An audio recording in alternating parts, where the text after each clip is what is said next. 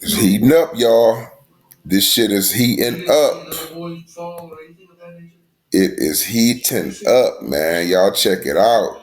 As soon as I make a video, they come with some more shit. Yeah. This Scott Peterson shit is heating up. Shit's starting to get juicy. Yes, sir. Y'all check out Chris Cuomo, motherfucking ass. A News Nation reporter who's been covering the Scott Peterson case since day one. Okay, now you remember him, right? Convicted of murdering and dumping his pregnant wife. She has now returned to the scene of the crime. Why? To investigate a crucial lead. Peterson's appellate lawyers say this could prove that he's innocent. Innocent! Remember, not you didn't do it right, not guilty. Meaning he didn't do it, it was someone else. Innocent. What is it? A burned out orange van. So, what do we know? Who owned it? Who was it registered to? Who set it on fire? Why? Was it a cover-up? And why was all of this never disclosed to Peterson's attorneys on trial? News Nation correspondent Laura Engel joins us outside the Modesto Police Department, and we also have Mark Aragos, Scott Peterson's first attorney. Thank you for being with us. What do you like, getting Chinese food? But I don't have time for that. So, Laura, what do we need to know? Well, we've heard about this burned out orange van, and because, as you mentioned, I'm one of the many reporters who covered this 20 years ago, I had never heard of it, and I wanted to see exactly where it was in relation to Scott and Lacey Peterson's home in Modesto. They live on a really nice street that does have a park that's known to have some transients and some activity there. But what we did was we took a drive. It's just over an hour, just over a mile away.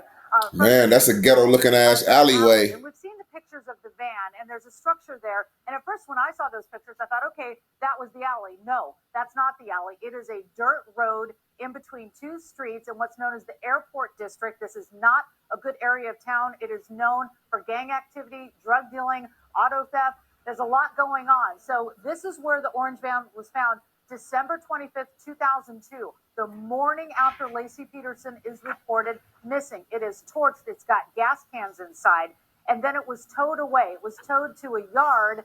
Then it was later towed here to Modesto Police to a warehouse where they did take a look at it. So if we wanted to get kind of our feet on the ground and see where this exactly was, because it's really close to Scott and Lacey's home, Chris.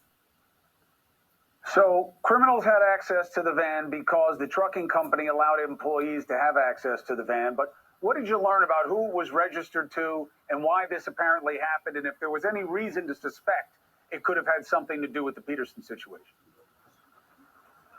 Right. So we look into who this is registered to. It was to a guy, Terry Borden, and he owned a company named Borden and Sons Crane and Rigging. It's a company that's no longer around, but it is a yard where there's a lot of trucks. And Terry Borden was questioned about this van, who had access to it. And he said that his employees always had access to vehicles. He believed that that vehicle was stolen. And then there was a guy who he said was the last person to have access, this guy named Bobby Riggs. That was his second name. It was Bobby Riggs, y'all. Now, come on. In today's time, we all know as soon as something bad happened with a vehicle, they say it was stolen. We all know that. Also Robert Smith, a.k.a. Bobby Riggs. But he said, yeah, I borrowed the van. I put it back at my boss's place on December 27th. Well, by that time, it had already been found, burned out, and had been towed here. So we knew that that wasn't true. So it's a wow, really interesting twist. That is hella suspicious, man. That is hella suspicious. This guy used the van. It suspiciously get burnt up. Oh, and then he say, oh, I reported it stolen. Come on, man. Hey, man, this shit ain't sounding right. And of course, because you've got this charred out back of the van that has a mattress, that has what looks like blood stains and was tested for, you know, it's a huge question. And the fire investigator that has made all of this public in the LA Innocence Project documents did talk about going over to look at the van with Modesto Police and said that they took a look at it. And once people realized that there was blood, everybody came. The city attorney, the chief, everybody went and looked at this van. Evidence was taken. It was turned over to the DOJ, the Department of Justice, but we don't know exactly what happened next.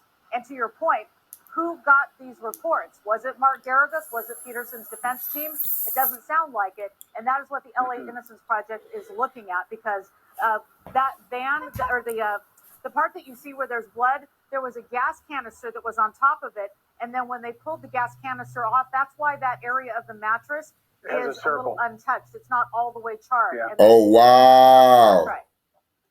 Laura Ingle, this is some good enterprising journalism. Wow. For us, Mark Garagos, Bobby Riggs. You can see the blood. Thinking, who's that? The one who played against Billie Jean King? You never heard of this guy's name. You were never given this information. Look at that. You can see the blood. See the cursor?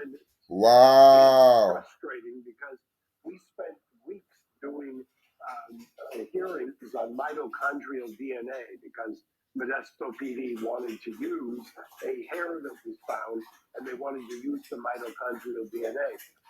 At the same time, they were delivering all kinds of stuff to the Department of Justice. It wouldn't have been very difficult in the least to have cross-checked all this stuff, because the very same department and lab was doing all kinds of testing at the same time. And so the frustration level is off the charts for me. It's just crazy how Scott Peterson was sentenced to death. And this man could possibly be innocent.